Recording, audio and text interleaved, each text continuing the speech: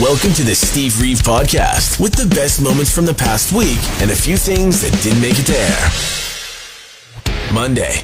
Halloween's so close now. Do you got it figured out yet? I'll admit that I don't. Well, we'll get there.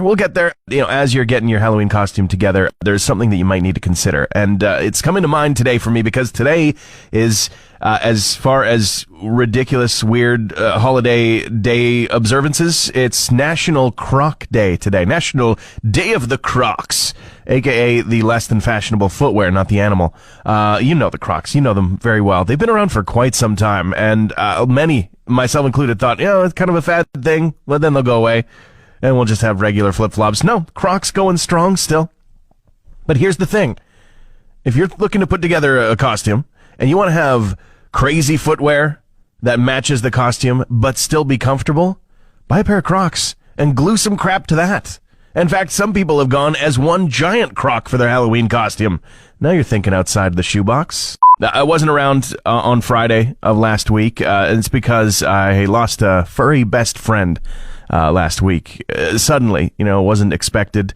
She's getting very up there in age, so a very long and well-lived life. But I got to give a big thank you to Craig for covering me Friday morning. And I have to give a personal thank you to the people at the Fort McMurray Animal Hospital, including Dr. Bennett, helping us out and being so thoughtful and being so caring as I made the hardest choice that I've ever had to make in my life and let my little friend rest. So this morning, I could absolutely use some cheering up and some happy thoughts about your furry friends. And, I'm inviting any stories that you got, anything that's going to put a smile on someone's face. Tell me how goofy they are. Tell me how you got them. Anything like that. Tell me a story about your loved ones, your furry friends. You're listening to the Steve Reeve Podcast from 100.5 Cruise FM. Robert Plant singing Stairway to Heaven for the first time since 2007. That is 16 years ago.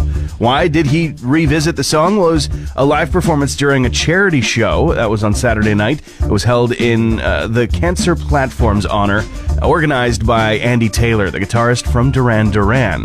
This was over in England and featured a whole bunch of other really, really famous people. They had a bassist from Pink Floyd, they had Andrew Ridgeley of Wham, comedians, drummers, etc., all together for a great cause, and all together to take in a very special performance, one that we're not likely to see again for quite some time. Speaking of not likely to see them together again, Motorhead not going to be rejoining despite people's wishes and hopes. And this is simply because of Lemmy Kilmister no longer being alive. The drummer, Mickey D, he did say in the past they would never get together, and now most recently he was speaking to Chaos Zine and saying that that's never going to happen. They will never replace the late lead singer of the band, but he also added that they never ruled out performing the songs of the band ever again, just not strictly as Motorhead. Tuesday. Today in hilarious statistics, 46% of all pumpkin carving injuries will happen this week. And if you take even just a second to do the mental math, that's probably because 80% of pumpkin carving for the entire year happens this week. And if you're carving pumpkins outside of this week, there is a chance you might be a little unhinged and wielding kitchen knives, I'm kidding, of course, but I truly don't know how they arrive at these kinds of statistics. How do they determine this? I always take it with a grain of salt, but I would be curious about the deeper breakdown. What kind of injury specifically? Okay, obvious, off the top of my head, cuts from the carving knives. That's going to be there for sure. You got to be careful. But what about even the sharp poker thing that comes with the carving kits sometimes that I don't really use other than to maybe poke holes to make the stencil situation happen? Otherwise, I don't know what it's for. But I know that it can hurt you. Or candle-related burns, back strains from lifting the heavier pumpkins up to the table, prematurely smashing pumpkins by dropping one on your foot. How are these injuries occurring? Your parents on Tinder. Yeah, there's a mental image you really don't want this morning. I'm so sorry, but not really. So Tinder, it does want your parents on there, though. It's not quite what you think. At least not on face value, but Tinder Matchmaker is a new thing, and Tinder saying, hey, well, we know that you're asking your friends all the time to help you make a match when it comes to our site. What's really happening is you're just showing your friends the other people's profiles and giggling about it, whether you're a man or a girl or whatever. It's that's what's going on. It's not, I don't think, in too many cases, an actual matchmaking situation, though that's just what Tinder calls it. Where do the parents come in? Well, they're actually asking not just parents, but people within your circle of trust to review your matches. You can basically create a custom link. People don't even need a Tinder profile, but I'm sure they'll be encouraged to get one, so beware if you're sending this to your parents. They are going to be able to basically weigh in. Whoever you send this link to, weigh in on your potential picks for about 24 hours. Once that time period's done, you get the report back. Thankfully, you don't allow anybody else to send messages on your behalf or anything like that, so your parents are going to be meddling on that level, and then you have the ultimate say whether you actually want to engage with anybody or not. I can see other dating apps that market themselves as a little bit more long-term of a connection maker using this angle, but Tinder? Your parents weighing in on your Tinder matches? I don't know about that. Hey Alexa, play the Steve Reeve podcast. Music news headlines time. The Rolling Stones, back in the news, of course, they put out a brand new album, their first studio album in almost 20 years. And good things coming from this the Hackneyed Diamonds release, which just happened on the 20th. But of course, it's meaning that Stones are getting interviewed, and none other than Keith Richards has been quoted as saying, "Digital recording for music is a one-way toilet." I'm not sure what a two-way or more toilet is exactly, but he says that the only way to cut a band is to put the boys in a room and play and look each other's eyeballs. I'm guessing that was happening during Hackney Diamonds a bunch. George Harrison, a new reaction to the time that he was stabbed during a home invasion, has been released in a new book all about him called The George Harrison, The Reluctant Beatle biography. Talks about the incident which occurred in 1999. He was attacked after somebody had broken into his home. He was unfortunately stabbed, 4D times, and only stopped because Olivia, his wife, managed to strike the intruder over the head with a lamp. Apparently he told his son after the incident about the intruder he wasn't a burglar, and he certainly wasn't auditioning for the Traveling Wilburys. Harrison was diagnosed with cancer already at the time, but it is believed that the incident did exacerbate his medical situation, leading to his death in 2001. Wednesday. All this year, I swear, every month or so, every random interval, I find myself seeing some headline saying, "Hey, you gotta put a roll of toilet paper in your fridge." And I'm thinking, no thanks, don't really want to, and admittedly didn't really know why. I get that there's a little bit of science behind it, though. The reason why people are expressing the need to put a roll of toilet paper into the fridge is because it is meant to absorb moisture, liquids, right? That is the main purpose, the main function, among other ones. Being able to dissolve into water, another huge major factor.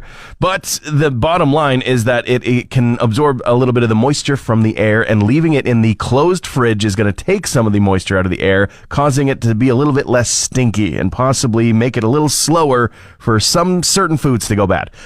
Okay, great, sounds good and everything, except for I can't get past the fact that I don't want to open the door to the fridge and think about the bathroom. That's not an association I really want to be making here. And when I was growing up, there was never any talk about toilet paper going into the fridge to stop the odors. You just use a box of baking soda. It's like half the size anyway. They even make baking soda packages so that you don't even have to really open it. You open up a thing on the side, and it has a mesh barrier that allows it to do everything it needs to do without you actually bumping it and spilling baking soda all over the fridge. So that's the route that I'm just going to keep on taking, I think. Toilet paper, that's going to stay in the bathroom or, ripped off of shelves anytime anything weird happens in the world. The Heritage Classic coming in very soon. Sunday is the date from Edmonton, and specifically from the usual spot where the Edmonton Elks play from the Commonwealth Stadium. There's been some, concern in the earlier half of the month in October going, what if it's a little bit warm, though? What if it's a little sunny? What if you even get like a nice rain or something like that? They've got everything well in hand, it seems. And then this week, a little snow got dumped on the situation as well, just making people feel a little bit more, I think, comfortable about the ice staying ice. It's high tech too. The NHL is not messing around with this stuff. People thinking, it's an outdoor rink? How do you control that? They've got the means. They're going to be covering the ice if it does happen to be sunny, even if it is, under zero, that can have an effect. They can, of course, pump coolant through underneath the ice to keep it cold. They can even change the direction that goes depending on where the sun is focused in on. There's a lot of science and engineering that goes into this. But then there's also just a lot of fun and a lot of design work into the jerseys, the classic jerseys, reflecting the way that the game was played in days of old, probably with a lot more fights. Speaking of fights, people are very polarized about how they feel about those jerseys. Shocker, that's never happened before. Thanks for listening to the Steve Reeve Podcast from 100.5 Cruise FM. We were talking about how Robert Plant was part of a charity event on Saturday over the weekend. And there was a performance, the first time in 16 years it's happened, that Robert Plant actually performed Stairway to Heaven up on stage. One of the biggest songs of all time. This specific event, organized by the former guitarist of Duran Duran, Andy Taylor, was for the Cancer Platform in the UK. Obviously a very, very important cause to support. And there were other Led Zeppelin classics performed, Thank You and Black Dog, but this one has a special story that we've now learned about, because not only has it been 16 years since it was last performed, it was only performed because a six-figure sum was raised by one donor individually to make it happen. It was kind of if I do this, they will come. And that six-figure sum was raised. This was told to the world by the session guitarist who was performing Stairway to Heaven with Robert Plant and had a very short amount of time to learn everything, very nervously, saying that this is the only reason that it actually came to be, and what a great reason for it. Meanwhile, Rick Astley's got a brand new version of Never Gonna Give You Up that might be frustrating to listen to, but also you might relate to it just a little bit because it's got incorrect lyrics on purpose. The point of it is to raise awareness about hearing loss, which Rick Astley does say that he has suffered. In fact, he's partnered with Specsavers, has had official tests, and has discovered that he has in fact lost some of his hearing, saying there are certain things I just can't hear anymore. So we've had a bit of fun with my lyrics just to raise awareness of it.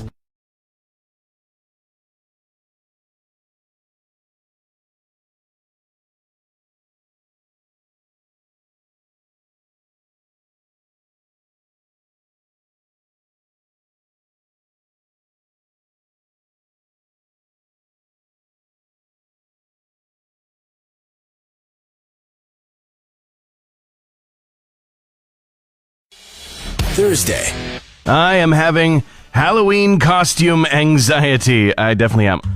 Halloween costume anxiety. Usually, I try to keep the costume a surprise until it's actually time to wear it. But to explain, I just kind of need to explain that we're going to go as Shaggy this year alongside my partner, who's going to be Velma from Scooby-Doo. Oh, so cute. Now, I've tried to be Shaggy in the past, and it did not go well.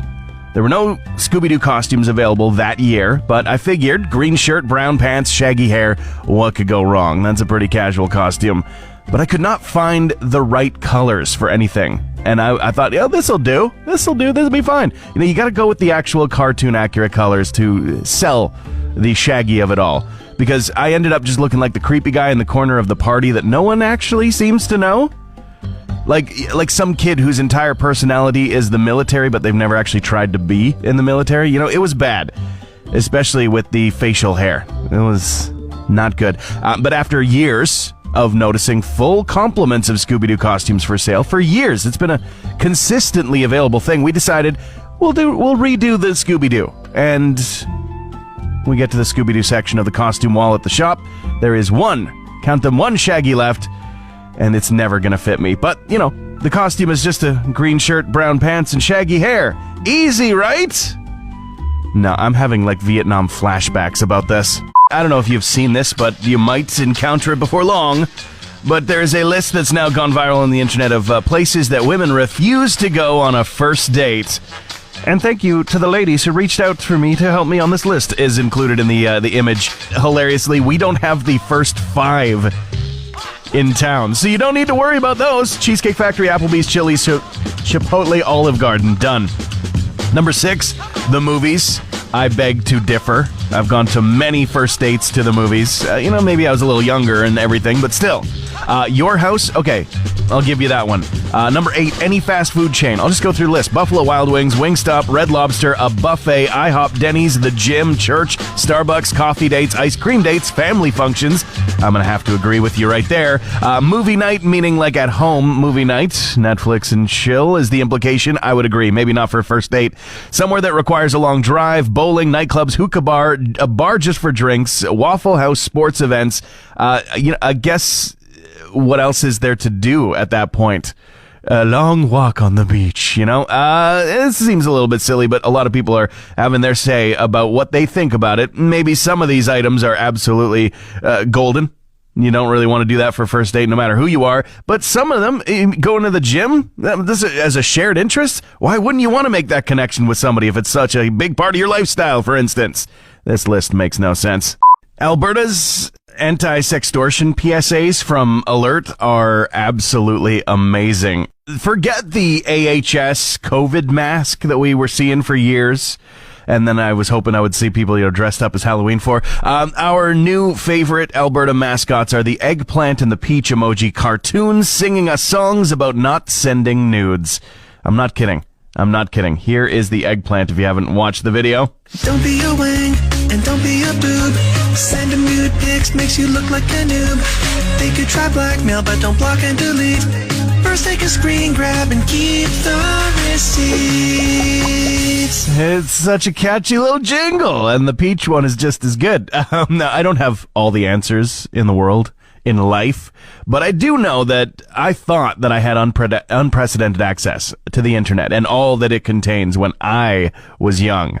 But I was the generation that switched into actually having the internet being available all the time. And now it is a whole different digital world. So stay safe, stay clothed, and of course, don't be a wang.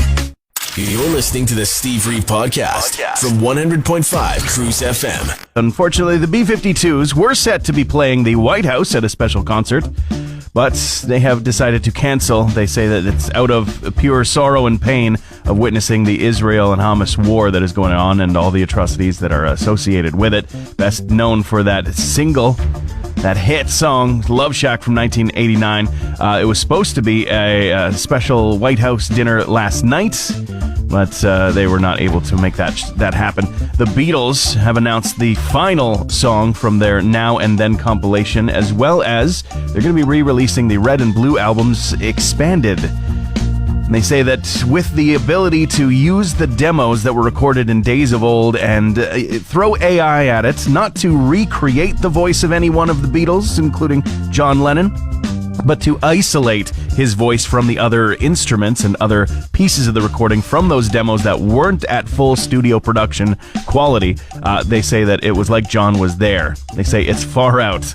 They're definitely still straight out of the 60s, but very curious to hear some of this expanded, work. Their collection catalog of music is getting even bigger, and there's even a brand new trailer out for a documentary all about how this project came together that's out now as well, so keep your eyes out for it. Get to welcome guests again. I know it's a little bit of a chilly morning to make you come on out here, but from the Fort McMurray and Wood Buffalo United Way, we got Kathy, we got Bob. How is the morning for you guys today?